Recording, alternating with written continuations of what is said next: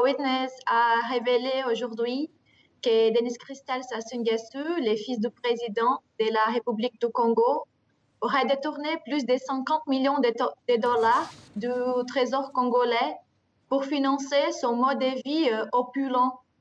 Et les documents qu'on a examinés retracent l'extorsion de plus d'un demi-milliard de dollars du trésor congolais et les transits de plus de 50 millions de dollars par des sociétés dans l'État américain de Delaware et les îles Vierges britanniques avant d'arriver à Chypre. Et des entreprises chypriotes secrètement détenues par Denis Christel Sassou Nguesso ont reçu de l'argent qui a été ensuite utilisé pour effectuer des paiements à des entreprises installées en Pologne, au Portugal, en Espagne et aussi en Suisse. Le Congo est régulièrement épinglé par les ONG à propos de détournement de fonds impliquant son président, sa famille comme sa fille Claudia en avril. Comment l'expliquez-vous ? Oui, Global Witness, on a quand même déjà publié d'autres enquêtes, comme vous avez dit.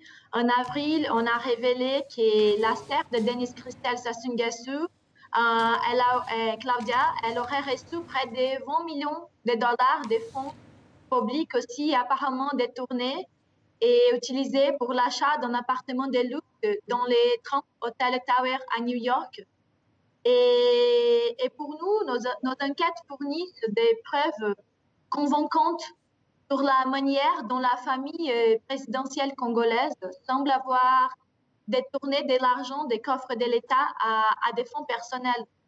Et justement, à quoi ont pu servir ces 50 millions de dollars détournés par Denis Christel Sassou Nguesso ? Bon, on sait qu'il a payé d'entreprises qui sont installées en Pologne, au Portugal, en Espagne et en Suisse. Et on n'est pas sûr, ce n'est pas clair qu'est-ce que ces entreprises font, mais aussi on connaît que la famille présidentielle congolaise a un mode de vie très opulent, très luxueux. Donc, pour nous, on croit qu'au moins une partie de ces fonds détournés par Denis Christel Sassou Nguesso a été dépensée pour financer son mode de vie opulent. Et l'homme qui a permis à Denis Christel Sassou Nguesso de cacher ses détournements de fonds n'est pas inconnu puisqu'il s'agit de José Veiga, l'ancien directeur du club de football de Benfica à Lisbonne. Oui, exactement. Et aussi, c'est la troisième enquête qui Global Witness publie, où José Veiga est lié à la famille présidentielle du Congo.